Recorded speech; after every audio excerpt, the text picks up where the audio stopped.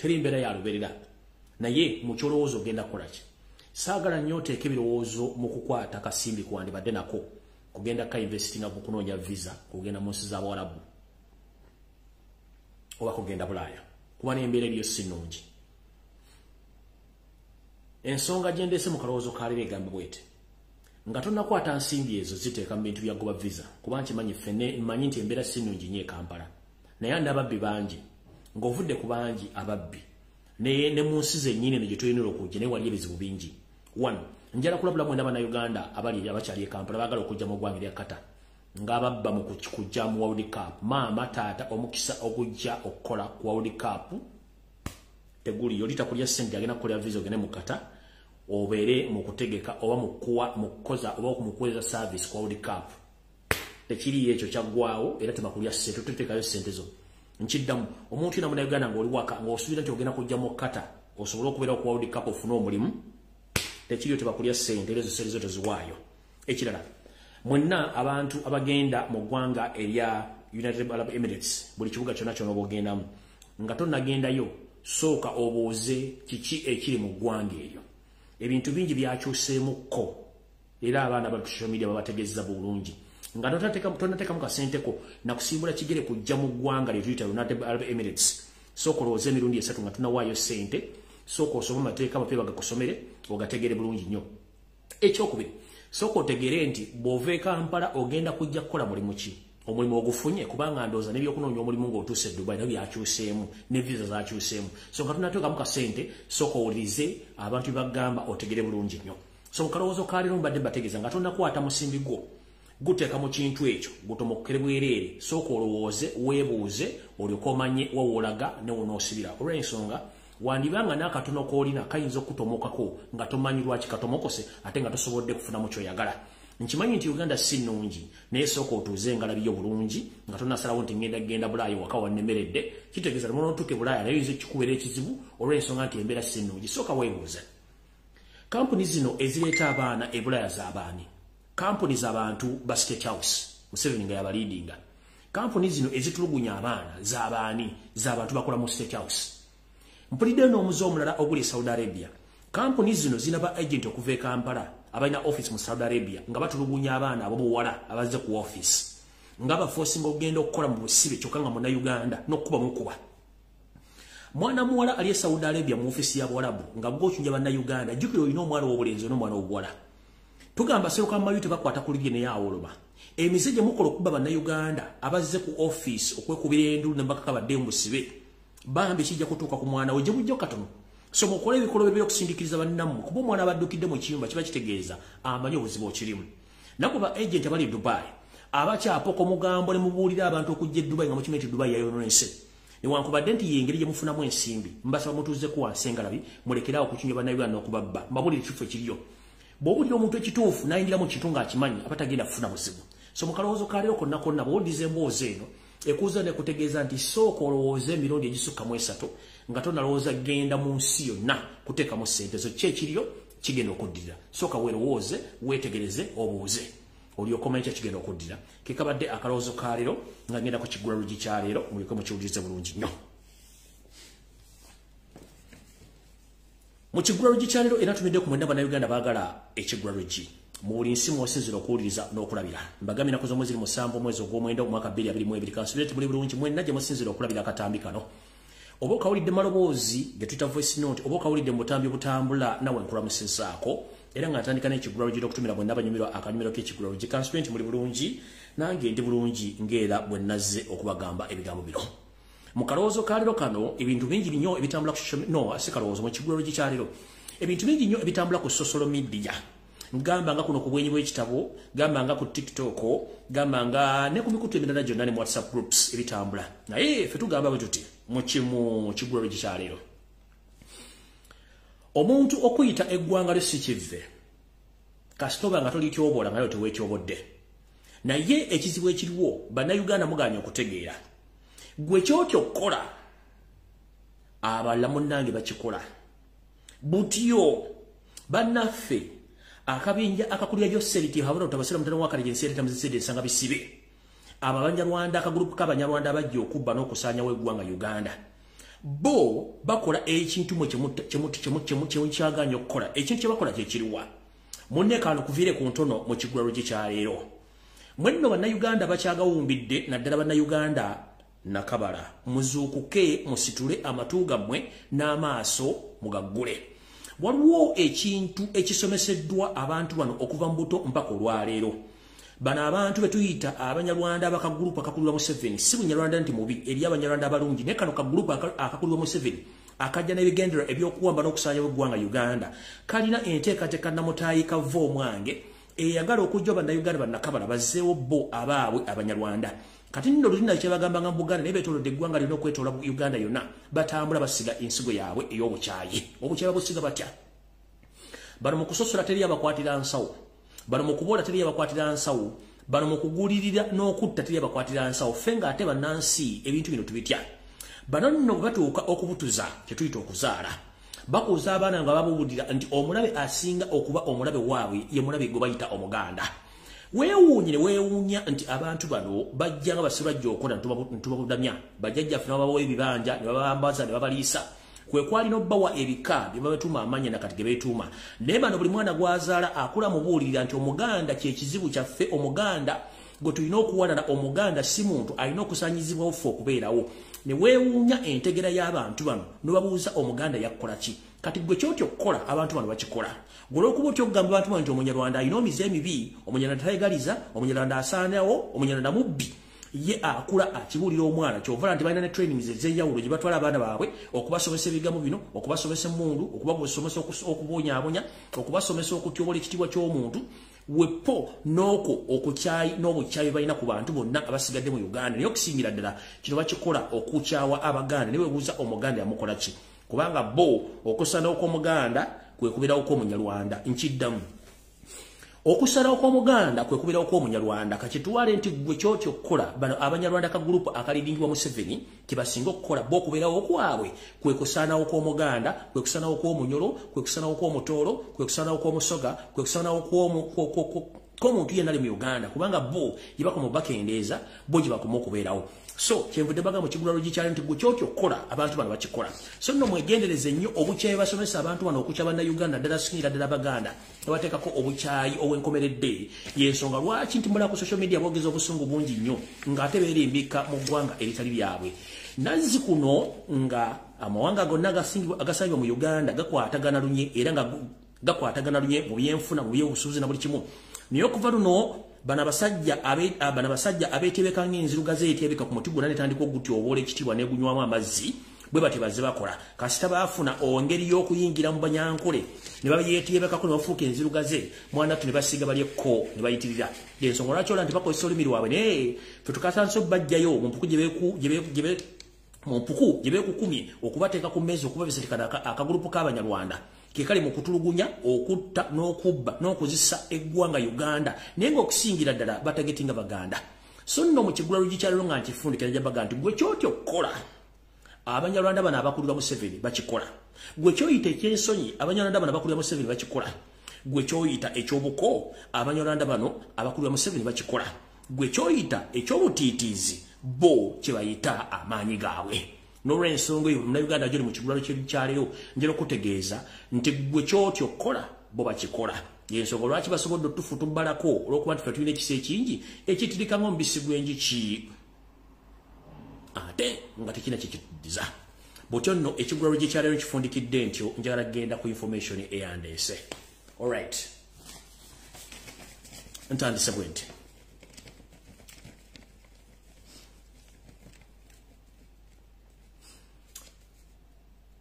buli munnayuganda gy'oli ng'oyagaliza eggwanga Uganda emirembe era ng'oyagaliza Ssaabasajja Kabaka Ronald Muwenda Mutebi II obulamu nkusaba bwokera ku makya okufukamira okusaba Katonda Ddunda Namugereka awanga alalamula emirembe gyonna sabira empologoma ya Buganda mu ngeri yonna esoboka naye nga sinagenda kweyo ensonga ngenda sooka okugyawo amawulire agatambula ku social media gonna mu bufunze empologoma ya Buganda Ssaabasajja Kabaka Ronald Muwenda Mutebi II tannakisa mukono akyaliwo naye ng'era embeera ye tewoomya nakabululu. Yensonga lwaki ku Sande mu Bulange Mmengo saasobola kujja nga nkyali mikwesese okulaba nti nfuna information gye nsobola obbawa musooke muveemu okutya n'okubuzibwabuzibwa okugenda mu maaso. Njala tegeeza Abaganda ne Bannayuganda mwenna baagala Buganda, baagala Uganda nti empologoma ya Buganda Ssaabasajja Kabaka Ronald Muwere Mutebi II tannakisa mukono akyaliyo, naye ng'embeera si nnungi.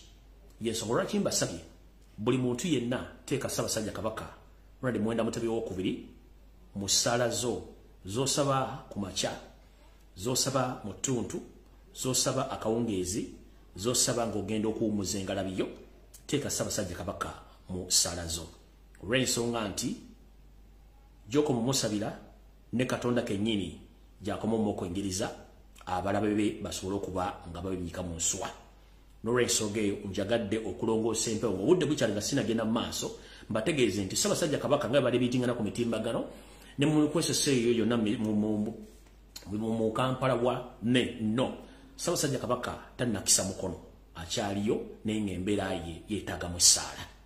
Kyonna ekiraba kizzeeko nja kuba mbategeeza newankubadde nti z'obuvunaanyizibwa wange nabwo eyo ez'omumbago bazikyappa ninjala bategeeza nti empologoma ya Buganda ekyaliyo naye embeera si yeeyo ennungamu obulungi. So omusabire mu ssaala zammwe buli omu waasobola okumusabira. Ate nga musaba Katonda asobole okuzuukusa amaaso g'abantu abamu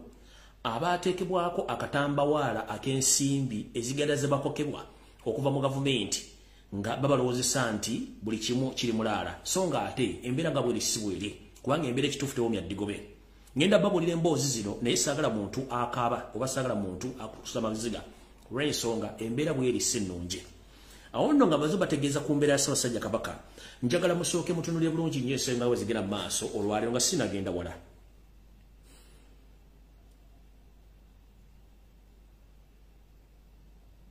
Okubuzaabuza ku social media, ku mainstream media e Uganda kungi nnyo. Amawulire mangi agatambula agabuzaabuza okuggyawo ekigendererwa. Naye nsaba Ddunda Namugereka Katonda awangaala n'alamula emirembe gyonna. Okozesa obuyinza bwo wadde lweyagaliza nnyo okulutta kitaawo. Ekitongole ekya BBS Telefayina n'ekitongole ekya CBS FM n'abakikulira n'abakikolamu nga tebasobola kwogera mazima gakwata ku bintu bya Buganda na nsonga zikwata ku Ssaabasajja Kabaka. Mu studio mwe bali osindike mu mulisa ggulu ajja bamuliseeko abakyalire mu mayengo mwe bali sinakindi bonna basiriye. Tekikola mawulire ebitongole empologoma ey'olonkinga okutegeeza n'okutambuza amawulire mu bantu be nga tebisobola mwogerako wadde n'olunaku n'olumu mu mbeera mwali kubanga babateeka omugaati mu kamwa babatiisatiisa obutayogera ng'ate biri mu bizimbe by'abajjajja, bizimbe bya bujjajja bwa Buganda. Mukama Katonda nkusaba osindike mu mulisa ggulu oyo aboggoze eggulu n'olowooza nti ligenda kwatekamu abantu abo bakwateko ssekinnoomu oba nga bali mu maka gaabwe oba nga ali mu studio mwe kennyini olyoka obalaze ekitangaala eky'amaanyi nti kibakola bakola nsobi. Kwe kubadde okusaba kwange ngenze mu maaso. Kati nga tugenda mu maaso kansooke mbajjukizeemu. Mbadde neebase era nga ndudde ndaba ebintu bigenda ku social media kansooke mbajjukizeemu katono. Ebintu bingi nnyo Museveni byakoze okugezaako okubuzaabuza media. Okusookera ddala twaviira ddala ku mpapula z'omukyala gwe tuyita Jennifer Bamutulaki tumusiime. Omusajja ono n'aleeta diversions ku diversion ne baga nti omuntu ajja kuvaayo yeyambule. Sina kiba kyetagisa Jeneti okweyambula ajja kuvaayo. Twatula musajja mukulu ng'afuddeyo amawulire gajje gakyuka njala baga ebigambiro mu bitegere bulungi nnyo okutandika n'olwaliro. Olw'okuba nti omukyalo ono kati Museveni yasalawo kubackinga government mafias abakola mu bitongole nga tebalina qualification ye n'asalawo aleete diversion n'okujja amawulire agasaba Ssaabasajja Kabaka agenda ajjanjabibwe oba okumanya obuvuna obudde Ssaabasajja Kabaka waali n'embeera eggwanga Uganda gye lirimu mu byenfuna mu buli kimu kyonna ne political atmosphere bweri mu Uganda n'asalawo atandika okuleeta emboozi ezibuzaabuza. olwokuba akimanyi nti economy eri wansi nga ne Bank of Uganda terina governor yensonga lwaki buli kimu bakikola nga babuzaabuza abantu njala bategeeza ebigambo bino wammanga ebintu byonna bigenda ku social media ng'oggyeko ekintu kyokkansoke enkiba batulumuyiseemu katono ndalabye akatambi k'omukyala katambula ku social media zisaka postinze n'ensonga lwaki saka postinze omukyala yakutte omwana ebbujja n'alikuba emiggo va omwange ekikolwa ekyo kibi nnyo nkivumirira naye omukyala bwe yamiridde mu kaguli nga asaba omulamuzi amuwa ekisonyiwo ekitonotono olw'ebintu bye yakoze nabagamba nti ebibi ebiri tebikola kirungi kibi omukyalo nekikola kye yakoze okukuba omwana oyo kimenya mateeka naye n'okuwooza ku kwe yataddeyo mu kkooti n'agamba nti omukyalo ono bakakabukako akaboozi n'azaala omwana ono n'ekyo ekigambo kyeyogedde tekimuggisaako musango kyetugamba nti obutamanya tebukuggisaako musango abantu bangi mu nsi yonna batamanyi bakitaabwe nga bakwata bannyaabwe bye bayita bizibu ng'oli omwana bamuyita bizibu najja lwambi n'amanya amalala mangi nnyo naye abazadde baba tebabayisa nga bwayisa omwana oyo so ekyokwekwasa nti bakukwata bukwasa okufuna olubuto eyo si okusikwowolerezaako naturally gwe ng'omuntu oli mutemu ekikola kyewakoze ekyokuba omwana oli mutemu so kiri ekyokukwata omusajja bwe yakukwata oba teyakukwata eyo it's not excuse kubanga tekijjawo nti oli mutemu okuba omwana ono so osabe court wadde omukyalo neyawadde ensonga ye ebirungi tebikola kibi kimu ebibiri tebikola kirungi kimu omukyalo musalire ekibonerezo okusinziira ssemateeka bw'asoma olw'ensonga talina bwagenda banyumiza kubaga nti omusajja yamukwata ate omwana gwe yandibadde akuuma ng'ekijjukizo kye n'amukaka amutte abanga atta obujulizi so mu ekyo sigenda kulwawo ngenda bagamba nti ekyo njagadde okwogera ku nsonga ekwasaalira budde bwayo naye ng'ensonga enkulu eri bweti nyinjala bategeeza mu diversion zino ebintu bino bigenda mu maaso njala soka bagamba ensonga y'omusajja ono otimu olien simanyi otimu olim gomuyita sepapa eyo diversion temugigendako tosharinga topostinga otimu olim simanyi sepapa doni eyo diversion reason being one sepapa mmanyi mukozi wa iso era mukozi wa state house y'omukuba night hunters aba huntinga target za government zebeyagala okukolako bwenjogera target bantu sepapa bamukozesa okutta abantu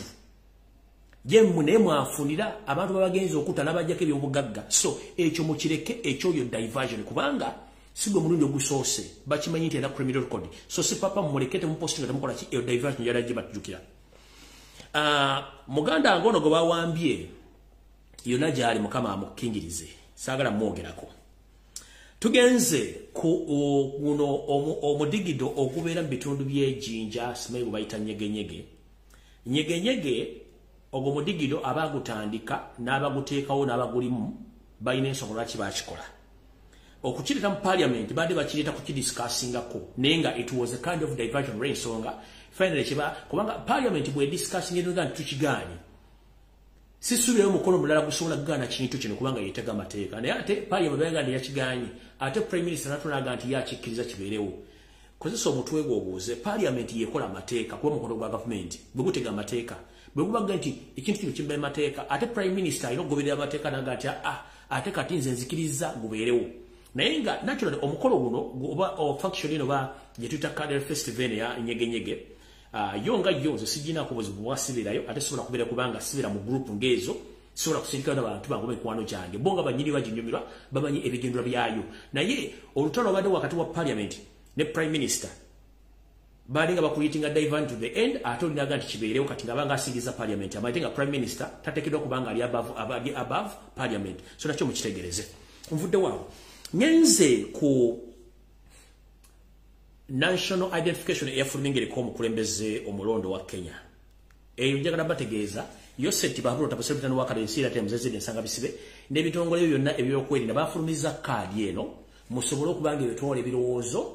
ebajje ku byonna emulowooza musobole okubanga mugitambuza njagala bagamba eyo fake identification si ya mukulu luto it was a state staged diversion oba stunt musobole okubanga mbera ku ekyo nti national ID lutagino no kyabadde well planned nayo diversion mukitegere bulungi nnyo nti eyo fake ID si ya luto kubanga luto simu na Uganda tetekudana kuba na kadi eyo so bakitenyiza bulungi nnyo okwagala bajja ku mulamwa musobole okubanga mutambuza ekintu ekyo kubanga yo no obusajja kyakola yamanya entegera bana Uganda nti omulaba ekintu temusobola kwanalizinga kusoka kwanalizinga kintu musoka kimu buli kimu kigenda ko buli mukigenda ko bugendeza mukigenda no national ID ye musindike ya Ruto it is a diversion created by ISO and same and SFC himself Museveni yaga bafumye kadi ne bakiteeka nga diversion kubanga diversion is for diversion so no awonjagado bategeeza mutegere bulungi ekirala mwenna bana Uganda abawangalya mu ggwanga erya Kenya ngobadde omanyi nti oli kuludda oluvuganya ngenda kusabanga nonna bugisimu fungize otere otandike okwetegekera ebizibu ebinzo kugwira ngoli mu ggwanga erya Kenya ekisokera ddala nti omukulembeze ono gwe balonze mu ggwanga erya Kenya Museveni kenyini yabanga ali mu Kenya naye ngenda basaba ekigambo kimu nti bwe mbanga mbadde mutambula abantu basatu mwongereko mbeera abantu bana era mwegendereze nnyo endya yammwe ensula na buli kimu kyemukola olw'ensonga nti kyangu nnyo okuba nti bagenda kukozesa omukisa ogw'abantu bagenda bayiga olw'ensonga nti kabalina access free access okuba nti baba batuukako so omuntu yenna ng'owagira enkyukakyuka wegendereze ng'oli mu ggwanga lya Kenya nti olw'ensonga Museveni already yatekinze over the Kenya naye nga ebinaddiramu munaabimanya buli kimu tubabulira ng'obudde bukyali bubanga oli mu ggwanga lya Kenya nga towagira Museveni kitegeere nti eyakwalula esiridde wegendereze nnyo entambulayo endyayo na buli kimu kyokola nti kati balina access esobola okukufunawo ne baba bakufunye okujja ku kisaawe okujja mu kibuga kyonna okuyingiza Uganda nga twali gwe bebuzizaako sina kindi okumiza omusu ng'okyali eyo gyoba bakututte alright ndowooza njagala kutandika ne information entuufu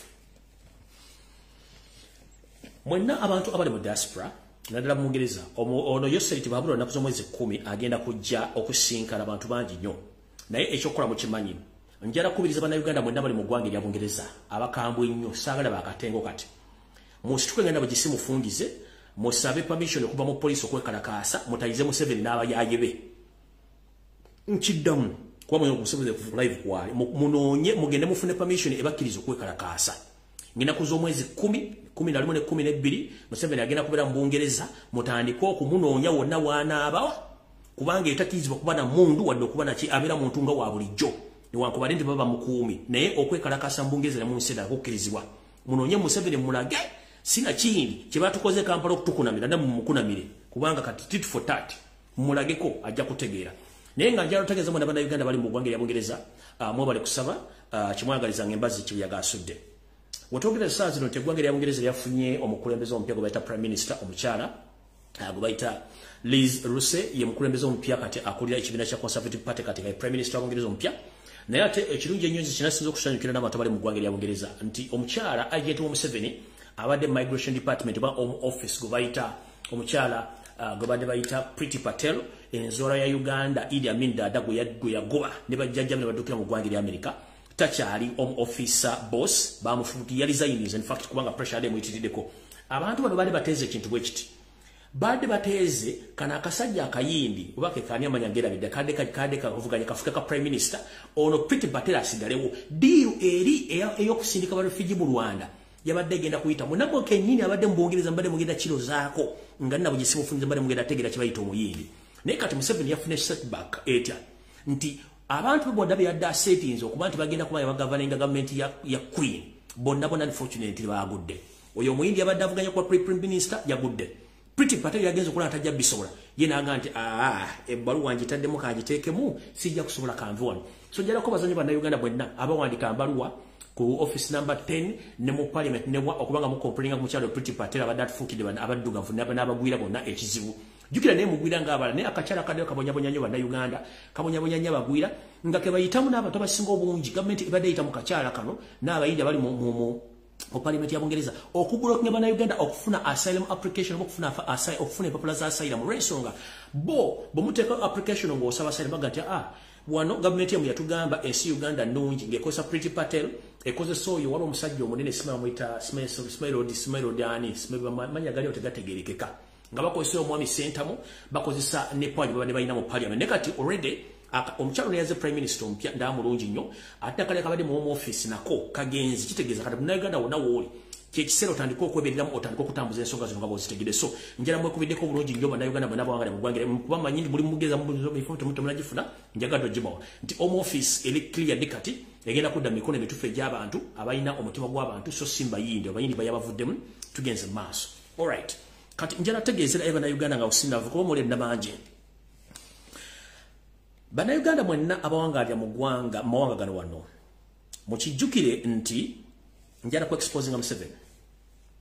era njagala abawandika mugende mutandika okuwandika ku bitebe ebyenjawulo mu Europe mu America Canada ne mu America Canada Bungereza na mu Europe waliwo teke empya yino kanjibategeeza yoseri tibahabula tabasira mutano wakale yagamba nti I will diffuse all those people who opposes me in diaspora. He was meaning his words. How oba dagenda chikolacha kati akakodyo kakano Museveni abadde meant 90% of all the people who live in diaspora, most especially live in USA, Canada and European countries including UK,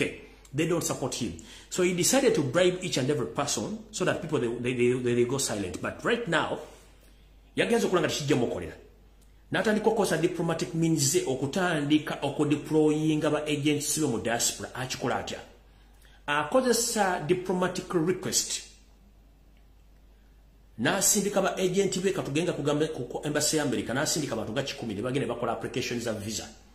ne bafuna visa za America ne bayingira eggwanga lya America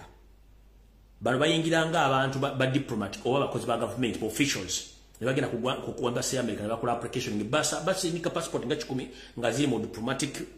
diplomatic package ne zitukayo abantu bano just babaita for biometrics scan ne some questioning just babaita ne bafuna visa ne bagenda mu America. The same applies to abagina mu Canada bonna. Recently conversion eyaliyo eyaba NRB yali mu Canada batwala almost abantu doza bali 10 ne bano bona bali ba state agents but good mawula mulungi gendina nti bana Uganda bwangale mu Canada mwenna badamu wini chuma cha Yesu nabala mwenna bwangale mu gwangira Canada njala ko baza mulungu mwakola nga mugutadde migration big up Orenso nganti bana Uganda bano bateka applications za migration office omu office ya Canada ne bategenzete abantu bonna bajja ku lutu eyo bonna basajja ba NRM atabatulugunya bana Uganda abajja nokufuna asylum ngate bawagira government era twogerera nti enamba esinga ebitundu 7 bonna ba agent abagenda mu conference ezo omu office ya Canada oba migration yabamye okuteka applications zaabwe eza asylum kitegeeza nti ba agent Canada batandise bakola kompolampola. So kisigadde mu abali mu America abali mu Bungereza Museveni bagenda okujja nabo already abatandise okujja mutandiko bakola kefunyo bali bakolako. So ekintu kinakikola atya Museveni bwakwata diplomatic package n'agitwala ku ggwanga erya America oba eggwanga erya Canada oba eggwanga erya Bungereza European countries abantu bano okuba nti bamanyi nti it's a diplomatic package tebasobola kuba mu visa bazibawa kati bano bantu abagenda ba developing mu diaspora abatandise okukola seminars za NRM abatandise okulonda leadership ya NRM abatandise okutulugunya bana Uganda n'okubabba n'okubatemula nga bali mu mawanga agabweru. Abantu bano batambula batya batambula nga bazze papasire mu seminars na conference bwe batuukeeyo ne befula ba asylum seekers. Remember these are agents befula ba asylum seekers naye bafula ba asylum seekers ate basigala bakola emirimu gya Museveni. So njala kubategeeza nti waliwo omukulu eyazze ku mukulu ne yeewaana n'agamba Lumbuye yamugamba tafunye visa. The fact is omwami ono tukimanyi nti mu convention eyali Canada mukulu Balamu Barugahare yeyita atenyi. Don't fool Ugandans. I know you more than you think. Oyina visa ya Canada ya miaka 10 gye mwagenda mu luli gye wakozeseza gye no bypassing no yite Canada no yinga kuno yita kutaka no yingire mu America tewafuna visa ya America ekyo nkiddamu.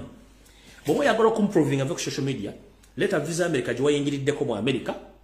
leta air tickets watambuliddeko ng'oyingira mu ggwanga erya America bwate wayise Canada kinjala kuga mayi musiri wala nnyo goza tutegira eggwanga lya America lyakuma visa nokosa visa ya Canada no yingire Canada then wali no penetrating no yita ku border no yingira mu America ne wetaka ku kisembo wayingidde ku kisembo nkumanye bulungi nnyo sebo tomato ina visa ya America ngotulete details zonna ezakulaze nti wayise kuki wayise kubisa notuka mu ggwanga erya America bizilete tuwafuna visa ya America tujirida wakozeseza ya Canada okuyingira mu America ekyo kyona kyo nkimanyi kikugambye ogamba simaina yagamba toyina visa tewagifuna on record erazo nanzitina kitosobola kirimba bantu. So no mwenna abali mu ggwanga erya mu mawanga genjogeddeko please mubeere begendereza nnyo abantu bano bangi nnyo abatandise okujja nabagamba Museveni asobola okukola sente empitirivu nnyo okutambuza ba agents be okutola ensi yonna ne kuzanya ebyobufuzi dani okuyamba abana Uganda abali mu kufa etoge nyenze mu maaso.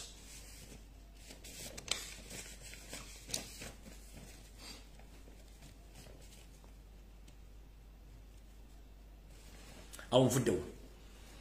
eno message njagala egende eri omulamuzi Juliet Kisaache mwenna mumanyi omukyalo nakulidde emyaka aludde mu judicial system e Uganda. Omukyalo ono y'omu ku bakyala abateri ankuta eyasoma ebitabo byengera In fact n'abantu abakola application okufuuka chief justice yali mu kubbo olwokuba nti omukyala ono si mbega si mukozi wa government nga takiriza si mukozi wa government nga takola ya government ye akola okusinzira ku mateeka yaganda okukkiriziganya ne Yoseri n'akabija ka Yoseri akakulira Winyi Doti mu kusalawo mu kubba akalu akomwaka 2021 lubato bbira akalunga Kyagulanyi akawangudde Museveni bwe yatula mu meeting yagamba nti omukyala ntamanyi njamu panishinga okutuka nga akkiriza nti nze mukulembeze w'eggwanga eyalondebwa songa talondebwangako Mukyala Kisaache omulamuzi Chief Justice Kisaache ngenda kugamba bwenti mama wange wona woli nkisubira nti era wakava mu buvune wali olwaddemu kwa wadde mukosefu bino bitambula mawuli butakuwa musala biki byonna sirowooza nti byazzeto kimanyi obadde okimanyi kigenda okuddira naye ngenda kugamba ekigambo kimu gy'otambulira gy'okolera ne gy'oliira n'abantu bosinkana beera mwegendereza nnyo olw'ensonga ne Museveni akwagala ole mufu wamu exposinga ne judicial system ya Uganda kati bino byonna bibaleeta okugamba nti ozeeyo ssente ze wafuna mu myezi gye wakolera mu myezi ssente ze bakusasula wepono okujja ku pelolo gano si mawulire ate bamenya mateeka tukimanyi bulungi nnyo nti bw'obeera appointed mu office ne bakuwa appointment letter you are eligible to get salary so kati simanyi teeka ki mubayita ate ozze ssente ze wafuna emyezi giri emikadde gye wakolera nabaga nti bano abantu bano obwongo bwe bwante era ddala kituufu bwante tosobola kunga nti omuntu alina appointment letter nga wamuwa omulimu badde akola ate azze ssente z'ebbanga lye mbadde musasula kitegeeza ki brains a monke oba bano cow mentality yabajjula omukyala ono mulamuzi ajjudde ali kakiiko akasembayo akalamula eggwanga ne mugaa nti ate zzeeyo ssente ez'emyezi giri emikadde ze yafuna kitegeeza mmwe eyabazaala ku olwo yabatuulira butuulizi ono mukyala ali eyigibu okufuna ssente olw'ensonga nti alina appointment letter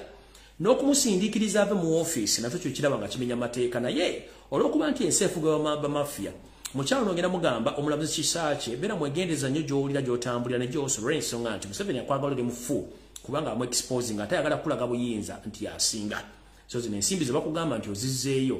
kyo njala kuwagabwa ati engeri gy'oli omulamuzi amateeka ogamanyi nti obeera omukozi wa gavumenti oteekeddwa okusasula kubanga olina appointment letter ate ng'oli mulamuzi amanya amateeka nze kyenyiza okugamba olwaleero guno muyaga ogugenda okuyita essaawa yonna naye sigala ku kigambo kyo ng'ate bwe weekuuma kubanga abakunoonya bo tebatudde ngenze mu maaso mwadde muli awo nga muwulira akatambi akatambula ku social media nga bagamba nti omunyarwanda afuuse ekyonga mu bitundu bya Masaba region kye tuyita ambako mu Bagisu ekintu kino si kya leero era tekyetandise leero bano bagenze okubuka nga obudde bwagenda dda nabategeeza nti enkola ya Museveni eringa yakamese buno busite bone bugira mu firiji eziva e Japan nti bwekaka kutuddeko kakulya kakufuuyirira nolowooza nti oba oloota era ogenda okuzuuka ku makyanko kakese kagenze dda nga gw'osigazizza bikuggo so nno enkola eno ey'okusindika abasajja n'abakazi abagenda nga bayina omutitimbe gw'ensimbi ne weebuuza gye bazijja nga bazitambuliza mu ngalo nga bagenda basaba endagamuntu zijja ku bantu kino guno omuze bagukoledde ebbanga ddene nnyo bagukola olw'ensi okusinziira ku nsonga zino ekisookera ddala bawola ensimbi zino nga bakuggyako endagamuntu nga bakimanyi nti endagamuntu okuddamu gifuna kijja kwetagisa emitwalo 2 egya Uganda sina kindi emitwalo 5 wakuwadde emitwalo 10 n'atwala endagamuntu nga tozize emitwalo 10 ajaggiwamba kijja kwetagisa okufuna emitwalo 2 ogimuddize bw'abanga akuwadde akakadde n'owayo endagamuntu kijja kwetagisa okuba nti endagamuntu agenda gitwala ajje akunoonye bw'anaba akufunye sina kindi ne woosula atwalewo kino mujja kuwulira ekinaava mu yeebiraka mu bitundu by'embale ng'ettaka lyonna lya Masaba region ng'omunyarwanda alitutte tebakoma ku ekyo kino okutwala ID zino bakendeeza ku nnamba y'abalonzi abasobola okuba nga balonda kubanga bw'osanga omuntu omu agent alina endagamuntu esukka mutwalo plus kitegeeza eyo constituency ennamba okuba nti omuntu alina endagamuntu z'abantu ng'azituulidde ekyo nga tukimaze bakozesa obuluvu ow'abasajja bannayuganda bwe bayina mu bakazi ne babasindikira abawala kaalaala abanyarwanda abajja obbasiiga empitambi abajja obbasiiga siriimu n'ebirwadde eby'obukaba nga mwe mubeeteekako okubanga balungi nnyo be basindika mu byalo eyo kikwewuunyisa abawala abalungi ng'abanyarwanda kibaleeta embaale mu bitundu by'ebyadala bya Deepin Village kibaleeta kubanga bano bali ku mission kino bagambye oli mu kigulalo kyaleero nti gwe kyotyo okukola abantu bano bakikola ensonga nti bo balina kibaluubirira mu kintu kino ky'otwala mu ndagamuntu bakendeeza ku nnamba y'abalonzi kyekisooka ekyokubiri bakendeeza ku nsimbi ez'abantu ze bandibadde bakola ki kuba bw'owayo emitwalo 10 ng'endagamuntu bagitwala kitegeeza ojja kukozesa emitwalo 2 ofuna endagamuntu empya ekyo nga nkimaze bagenda zikozesa okutwala ettaka lyammwe ekisembayo bagenda zikozesa okuba nti gwe kennyini ogenda tuka okwagala endagamuntu nga bakubuuza endagamuntu gye wasooka okufuna wagiteeka ludda wa bano batambudde okwetoola eggwanga lyonna basooka mu Buganda nga bawola ensimbi ne weebuuza ensimbi ze bawola bazijja ludda wa kumbe ssente za state bazibawa ogenda okutandika okukola kye tuyita search and found mu bitundu ebyenjawulo ebya Uganda so mwenna abantu abali mu mbaale mwegendereze nnyo ekigenda mu maaso awo nonvuddewo mu kusindika bawala abalungi bano okujja mu bitundu by'embaale basportinga abasajja balina ensimbi yabafuula akatego okubateeka mu bino ebikolwa ebyokaba ekivaamu nga batandika obbabega ennyingiza n'ensaasaanya ekiddirira nga bafuula embuyaga ezikunta olwo nno ng'ennamba y'abasajja ekenda mu kitundu ekyo nga mulowooza nti abantu bano baalaga ludda wa kumbe abakazi bano bamaliriza dda kati wano wenjagala ewali okulya n'okukomba essowaani kamala okunywa kutuzze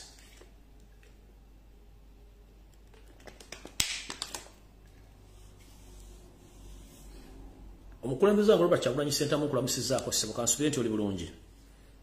era njala kwagaliza omukyala First Lady Baby Itungo amazaalibwa malungi mama we bale kulabira omukulembeze waffe nawe bale kwerabira bale kwagala abaana bo nakubalabirira kansubire nti akatambe kano kata akusanga gy'oli President wa Robert Kyagulanyi Ssentamu nazzi kuno bwe twawuliranga engombe ng'omanya waliwo obuzibu buliwo naye tugezezaako okukuba engombe ku social media kuno kutegeeza nti ekijja si kirungi naye simanyi lwaki omukulembeze waffe okyesulire gwa naggamba ng'eyakasibira embaale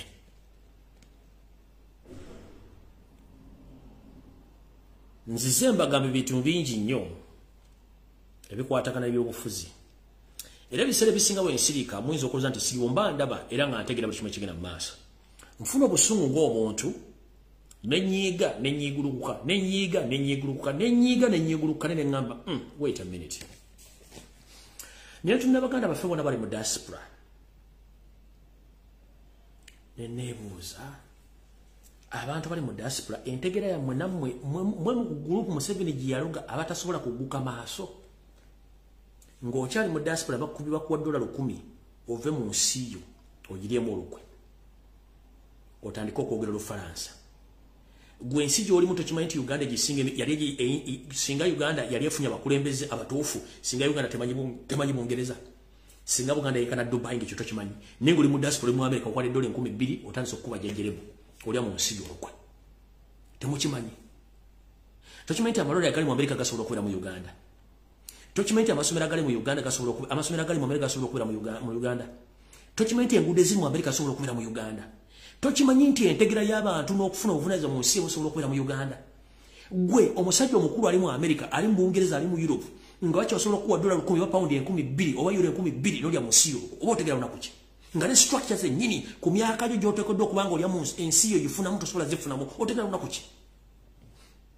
mu nsi yo muli essaazi ne mweyagala ebawadde sente muli mu nsi yamu olukwe abasajja bakulu mukimanyi the moment kasitoweza emyaka 6 oba emyaka 7 mu nsi zo mulimu mwenna mba mulina okutandika okufuna akamwanyi kamwe nga temwana kyemukoleredde kubanga mwasavinga eggwanga mwasasula emisolo mu Uganda n'oweza emyaka 7 emyaka 6 kiba kitegeeza olusemberedde entaano yo nga teri yagenda kuyamba ekisooka n'abaana be wazira tebalina mirimu gwe kennyini tokyasobola kwekolera tosobola kwetuusaako kigula amagala eddiba gavumenti yandibadde ekuwa omusolo gwo myaka gyo nga tesobola gwa kuba sisitemu nfu sisitemu eziri e Bulaaya ze mutandika okuliramu enguzi temusobola zikkiriza ziza mu Uganda mwabaki era abantu n'abasajja bakulu n'omulyanga ayogera vulugu ayogera amajja amafumbe nga galimu ebinyeebwa galimu ffene nga nebyoga tubitegeerirako ddala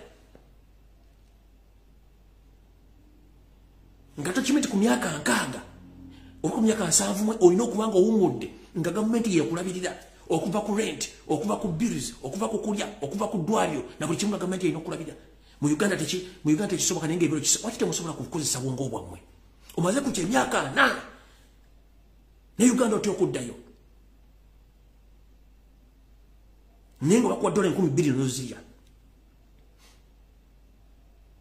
mbadde nga ndi wagenda mu America kukyusa mindset yo wagenda Bungereza kukyusa mindset yo nze nali mmanyi buli muntu alinnya nnyina ava ku kisawo n'ayolekera Lido Beach bwati nyinerega mbwenga n'atuuka walaga obwongo avaako akatambala bwati naye n'otumya abasajja abakulu n'abakazi abakulu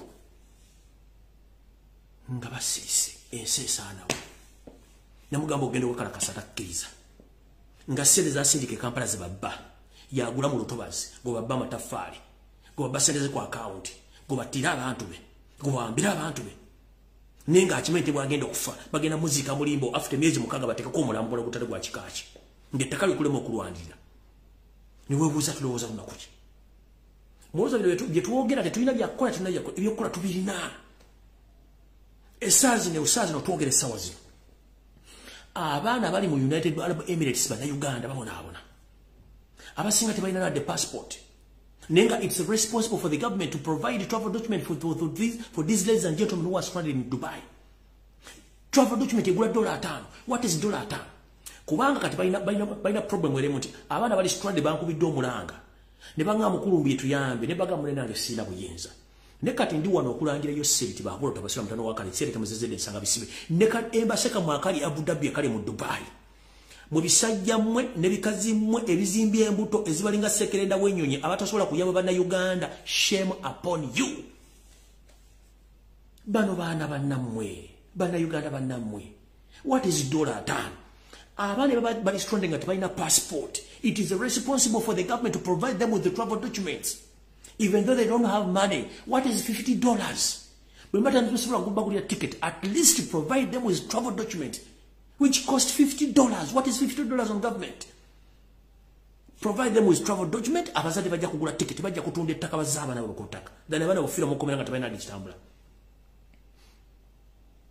Nkubiriza omulanga. Minister of Foreign Affairs, ne government ya Uganda, wepo, ne embassy ya United Arab Emirates, Abu Dhabi. Mujewo obugwago bwamwe obutambuza nga muzibiridde nga ate muwulira. Mugende mulambula abaana bano mu detention center gye bali, muwulirize ebizibu byabwe. Mulimu abaana obulenzi, mulimu abaana obuwala. Ensi zonna zaatutta abaana baazo, neffe yaffe Uganda yakolimirwa etya.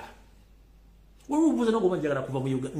nve mu Uganda nzire luddawa, nga gye wazaalibwa, kubanga you can't fit anywhere. You can't fit anywhere. Nino yonoddukira tolabayo. Just a mere $50. You fail to give those ladies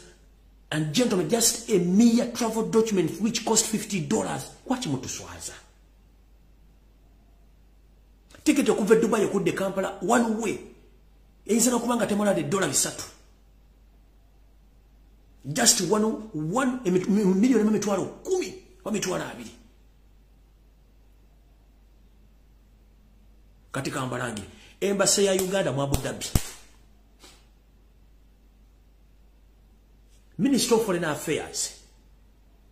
Bana Uganda batalina passport. Abadde bawo omusolo. Temporary travel document ya $5. Muswaleko mufirizibwe $5 abaana mu printing empapula za travel document muzibawe. Abazadde bagenda bagula ticket batewaka. Area abaana abali mu Saudi Arabia abali mu detention centers, nobody care about them. And this girl, all of them badduka nga bayina ekizibu mu maka ge babadde bakolera, but nobody cares. Note musime wali ba agent aba company ate abatulugunye bakubembo ku agency bakubembo ku badembe yumba nenga naye afukamira n'azaala ba muzaala.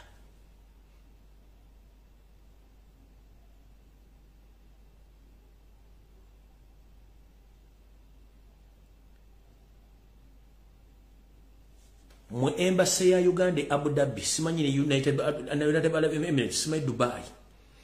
Mu bisajja no bitunula kati ono where is this man? Koba video in charge lina. Information is sinagita. Where is this man? What video in charge lina? Muninde katono nyo, where is this man? Where is this man? Muninde kwa what video in charge lina.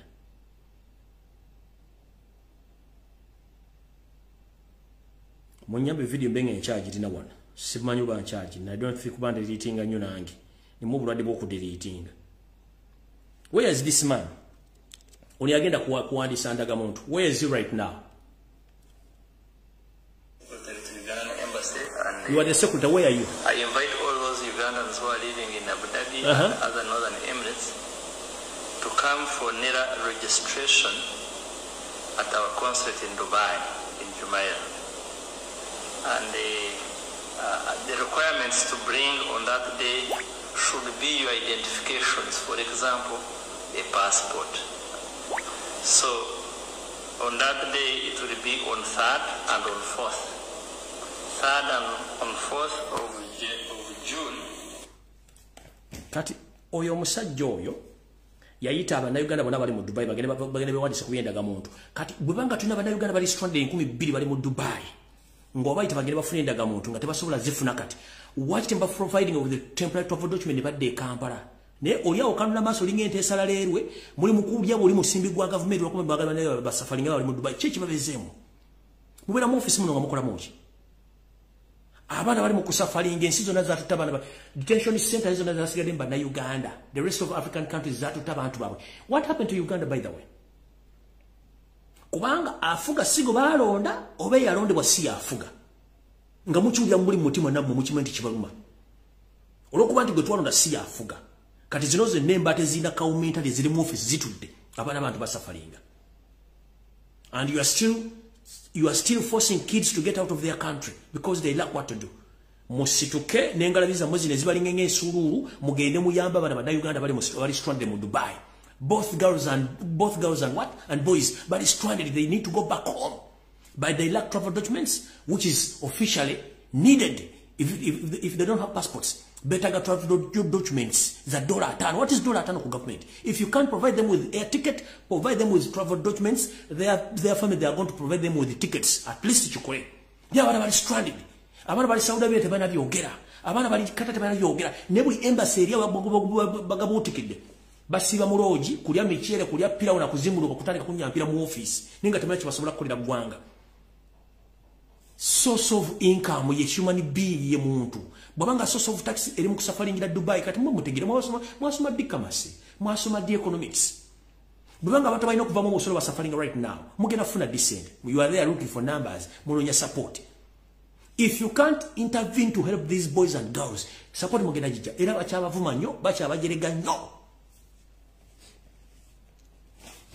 Ngenze maaso. Anvudde osigenda kulwawo.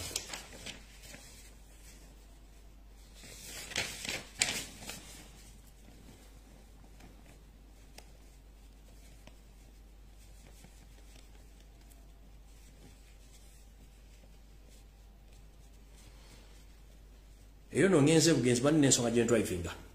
Alright. Eno message bali njala sindikira mukulanza for Kyagulanyi center mo. Mugama wange nkula musiza kansulenti oli bulungi gye bala kujja tusake ngalo no baka buwo. Ta mukama waffe tubali tukulajanira ebbanga lyonna. Ebyobufuzi nga bira mu Uganda bitambula matanka ngere empala ya yosete babula utabasira mutano wakali kirafuga enseyo. Tata tokusaba no buwombe fungazo omuntu nkusaba. Nti ekigerwa kyaffe kyali kyakujja ku 7 by all means. Netufuna mu setback mbantu walonda okutambuza ensonga zino ne bakulyamu olukwe. Right now tuze tukubulya biche bigena maaso na bantu bakwesembereza nti bonna esekereza ayengeza bwakamiza ne zeyongerayo. Tulina abantu abalabikirako ddala ng'enkola yabwe ebintu eswaza. Saagala nnyo kwogera ku bantu bano n'ekinneesaaza mbogeddeko. Twalabyo MP omu ono yagamba nti azzeeyo busente ate n'abana ne yeefuulya muli ng'embazzi bwe yeefuulya mu kiti. N'agamba byonna byakola byali bikyamu yetabyogerangako n'ensimbi n'olyango oyagala kufuna butida umube empafu ku mutwe ye natumbuluka benga baluni bapisemu omukka kubanga bana basajja tebalina magezi. Right tebuli busa mukulu mpuuga gubayita lupu waye lupu holo balupu biki najja n'amalego mu kibya. Mukulu ono zamba alabula nnyo ebbanga ddene nnyo. Bane basajja betuyita enkuyege zitatya sabo. Bo mulimu gwa bya bufuzi bwafunira. Ojja muwuza emirimu gye yasoma gye professional nga tagulinaawo okujja kufuna ensimbi mu byobufuzi babaddemu.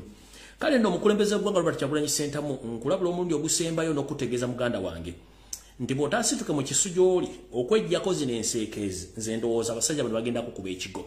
kubanga bo mulimu gwabwe kwagala kufuna byabufuzi nga basuula ekibiina. Abantu bano yafulumiza message egamba nti yaguddewo oba yatongoza ekibiina ky'abavubuka ab'ebibiina ebyenjawulo okuba nti message eno yali etambula dda.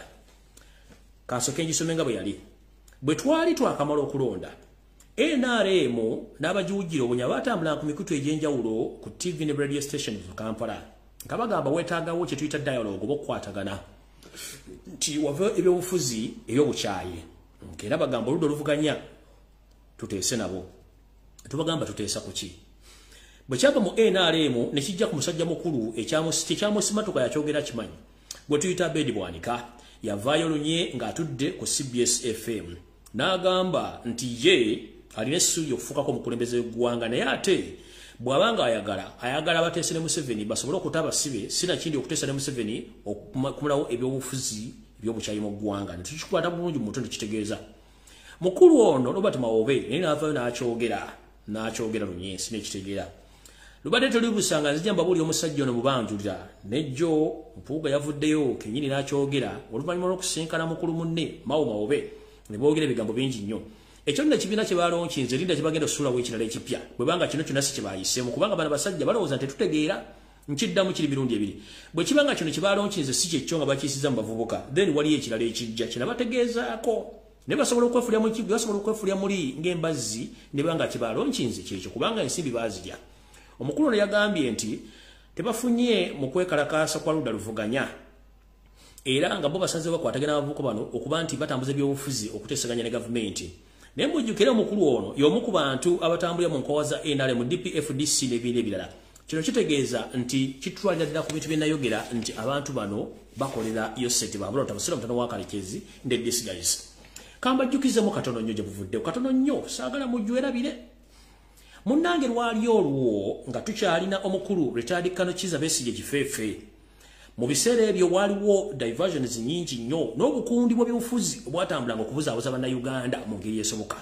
njala kujjukiza n'omukulembeze bwa Kyagulanyi Ssentamu ebintu bino yabirabanga naye kati kambajjukizeho katono nnyo mutegeere ekinyisi ekiri mu kiri ekyabaddewo omukulu ono yennyini Mathias Mpuuga Nsamba ye yakulira ekisinde kya Wokutuwaaka ng'alina Besigye ye kennyini ekibinja kino kyalimu abantu bangi nnyo era nakati be baliwo ne bateekawo n'ekibiina kye bayita Ssuubi era be baakirimu kati waaliwo G7 ani akyajjukira G7 era Mathias Mpuuga Nsamba yakirimu Betty Namboze bakireke Muwanga Kivumbi n'abalala be bali mu muzannyo guno gwa G7 what a coincidence as you speak right now we have G20 in Nup previously there was G7 led by Mpuuga Mathias and his colleagues right now we have G20 in Nup. What a coincidence. They had G7 previously, led by Mpuuga himself. Subi, walk to work. Right now, they have created a youth wing. As we speak right now, we have G20, but previously we had G7. G7 nga bakyalina Besigye. Kati kiki ekigenda mu maaso? Kitegeeza omukulembeze waffe Robert Kyagulanyi Ssentamu. Nkusaba mmanyo otambu ebintu bino byetegereza bulungi nnyo biraba naye twetaagawo agensi y'obwangu tuzibiikirize ekiwundu kino nga tekinnasamba ddagala kubanga ebintu bino bigenda banasajja bazanya kaadi zaabwe Museveni taswala Museveni bw'akulaga kaadi ze bw'ati aba akitegeeza era agenda okukuba bbomu ng'agikubye amaze ogikulaga nti giina kati mukama wange Robert Kyagulanyi Ssentamu mukulembeze nkututeeko okukemebagana enkuzizayo kano nega nti waliwo okutuwaaka ani agikulira naye yono agambye nti okuvuganya gavumenti n'okwekalakaasa teyavaamu kirungi kyokka nga gwalinamu hope nti yagenda okuludinga ludda oluvuganya bazoganye yakugambye nti mu kwekalakaasa tekulina kusobola kuyamba kujja ku gavumenti okujja okutula Museveni mwogere ensonga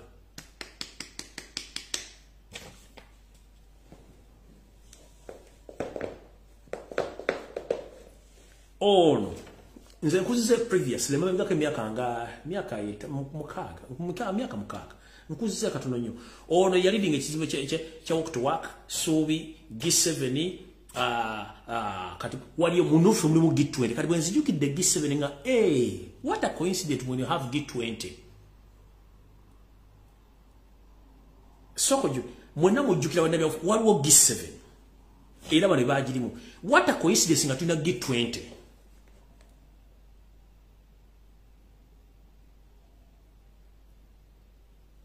chokubuze ne avude n'agamba wano nti ebyobufuzi ebyokwekalakasa bisobola kujja ku gavumenti ate tulina kuteesa na Museveni naye nga ate ye yatandika gugwa okutuwaaka Subi G7 simanyanyani kati atunyumiza amafu atunyumiza amandaazi nenze njagadde bajjukiza biki byonna so mukulembeze twala obudde sikulagira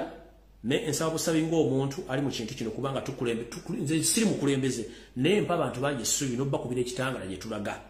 ebintu bino bimalamu abantu essuubi n'okubalaga ekifaananyi ekikyamu so mukulembeze wonna w'oli njagala weetegereza ensonga zino oziwulize bulungi nnyo alright awo sigenda kulwawo njagadde genda ku nsonga ndala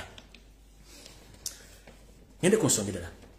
Wasanya kalo Charles Peter Mayiga Salonga Mulengeja okulabye ko olwaliro ngo wenanisa obusuuti obwawula ettaka lya Buganda era n'okyalako ne ku masiro ate gyogedda bannange mwatunyalira Mayiga watunyalira by the watunyalira Mayiga wakavebula yango Spain musimbi omuyitirivu n'oleka ne bajjajja fe bakyali mu kulya ssente za Museveni kati kantu utandikeko nduve kontono right Rusa omusajja ono ataswala n'agenda mu masiro ekasubi agatagwa kuba bagenda gazimbira ekyasa kiramba bagenda gazimbira je tuyita decade ky'emyaka 10 emyaka 10 gino gyayita nadda masiro gaganya okugwa naye olwaliro lwokuba nti ali ku pressure y'amaanyi bateekawo diversion kyavudde agenda ku masiro ekasubi asobole okulaba mugabe gatambula kumbe kibadde kitegeke kubuzaabuza bantu olw'ensonga nti bwe tubadde ku pressure kubuza Ssaabasajja Kabaka gyali n'obulamu bwe abasajja bano lwava mu diaspora bakomala bandikokola program ez'enjawulo ez'okubuzaabuza bannayuganda n'Abaganda kwe kusaawo empaka z'abannalungi abaali beenaniisa obupaate oba obupale bukapati okujja mu lubiri ne kubulanga emmengo tulaga nti baanyirira nnyo so nga ate kino kive mu Bwakabaka bwa Buganda omukazi yena okugira mu jjiini lumiimo nejja nga yeeraga obukyala bwonna najja okutandika okubeera mu bulanga emmengo na kino kikyamu this was part of the diversion okwefula busy nga tubabuuza ensonga ezikwata ku Ssaabasajja nga nemusobola zoogerako omwami ono olwali azze n'akola press conference nga bannabagamba ekyewuunyisa ayogedde ku nsonga za Kenya neneewuunya Kenya ne Buganda ekwataganira luddawa abantu baagala apuleti ku nsonga ezikwata ku Ssaabasajja Kabaka tasogeddeeko omukulu ono statement ye yasigalawo nti Ssaabasajja Kabaka yalwala allergy ekyo mukimanye ye Museveni mukamwana amukolera omulimu oguteka wa propagandalist abadivertinga okuteeka ku nsonga za Kabaka nti yalwala nsigo simanyi yalwala siriimu simanyi yalwala mpewo bonna ne bajjira bakola omulimu ogwo kino tukirina bulungi nnyo ne Joji nekino jjala kibagamba omukulu ono okusinzira ku sources zange wulira Charles Peter Mayiga Wasanya agenda akubira amasimu abantu abavunaanyizibwa abaliraanye empologoma ya Buganda bwepo abali emitalo y'amayanja n'abali mu Uganda ng'abategeeza naddala abali e Bulaaya nti mwenna abalisuubidde okuddako e Buganda nga singa wabaawo embeera yonna abategeeza nti ekituufu kiri nti Ssaabasajja Kabaka mukosefu naye wabaawo ekintu kyonna mutegeeza Abaganda nti Ssaabasajja Kabaka amaze ebbanga nga ki nga mulwadde naye nga tababulya kiki muluma kuba yasigaza ne statement ye eya alaje ate tegenda kuvaawo eyo tujja gisigalako mpaka kati omukulu ono akwata essimu n'akubira abasajja n'abakazi mikwano ne family members ba Ssaabasajja Kabaka nga bategeeza nti ekituufu kiri nti Ssaabasajja Kabaka mulwadde naye singa agawo ekizibu kyonna ye kennyini asobola okuba nti abatambuza okuva gye bali n'okubaliisa n'okubasuza mu ngeri yonna gye baba basobodde okujja okulaba nti tumaliriza ensonga zino era n'abakuutira bategeeza Abaganda nti Ssaabasajja Kabaka bw'abanga akisizza omukono mu ngabo kiba kitegeeza nti afudde bulwadde obwa bulijjo so singa abantu boogera era abasuubiza okuba nti ebikwatagana n'entambula zaabwe wepo n'ensula n'endya ajja kuba bafacilitatinga singa bana basobodde omukolera omulimu gw'okutegeeza Abaganda abali mu diaspora n'abali Uganda nti tebagezaawo kuteekawo kwebuuza kwemulugunya kwekalakaasa na bibuuzo bitakwatagana ku lunaku olwo olw'ensonga nti ye omulimu atandise ogukola bulungi nnyo yensonga lwali avudde najja n'akola statement ezitakwatagana n'ayogera ku bintu by'e Kenya gy'obeera nti Ssaabasajja Kabaka essaawa zino abantu gye bamubuuliza gy'ali nti ye mukulembeze afuga eggwanga erya Kenya ne kikwewuunya omusajja ono omukulu atatya okuba nti asobodde okuvayo ne yeesimba busimba alaala n'ayimirira mu bwenyi bwa Buganda n'atandika okwogera ku nsonga tayogedde ku bulamu bwa Ssaabasajja Kabaka kino kitegeeza ki mwenna Abaganda gye muli nga bwe mbategeeza mwesibe ebbiri ate nga musabira nnyo Ssaabasajja Kabaka Katonda amukingirize nga mbagambye nti buli muntu teeka Ssaabasajja Kabaka mu nsala zo ekituufu kiri nti Ssaabasajja Kabaka embeera yesi nnungi naye nga amawulire agasaasana nti yakisizza omukono mu ngabo si matuufu naye nga gyali embeera eri awo ewungeera neetukulamu neewungeera nga bwe nabagamba ebbanga lye babagamba musabire nnyo asobole okuba ng'asuuka naye nga embeera bw'eriyo Charles Peter Mayiga bw'akola ebintu bye abikola mu ngeri yagadde be nga ali eng'embwa etunda omuzigo era mwe abasobola okusoma olulimi lw'omubiri kituyita body language mumwetegereza bulungi engeri gy'ayogeramu ebigambo n'engeri gye yeeyisaamu ng'ekituufu kiri nti waliwo ekitagatta mu nsonga zino naye ffe tuli tugakanulidde era tugabikkudde tujja kutegeera kyekigera mu maaso ngenze mu maaso ku nsonga y'abazadde mwenna abazadde nabategeeza n'ennwana ne Yoseeri ne gavumenti ye mu nsonga ezimu ne mbategeeza nti ebiwandiiko by'abasayiningisa eby'okugema abaana bammwe ku buvuwaze mu masomero kino nno tukirwanyeeko ne kiggwaawo era tebakyabakaka kuwandiika biwandiiko bino bisayiningamu naye kati akakodya akala kaakano njagala mubategeeze yenna omuzadde eyawulidde era naawe n'otegeera nga tanategeera mutegeeze abantu mwalikira abaana bammwe n'amasomero gammwe temuli interested nnyo kuwa baana bammwe mata. Mujjukire eggwanga lya Kenya lyagoba amata ga Uganda gonna oluvannyuma nze lw'okuyisa information nti amata ga Uganda si malungi galimu ebitakwatagana. Naye nga target yali nti bo baali baagala kukendeza ku namba y'Abannayuganda ku kutandika okugaba amata ago era amata abasinga obungi abaaganya walina obuzibu baafunayo ebirwadde by'enjawulo.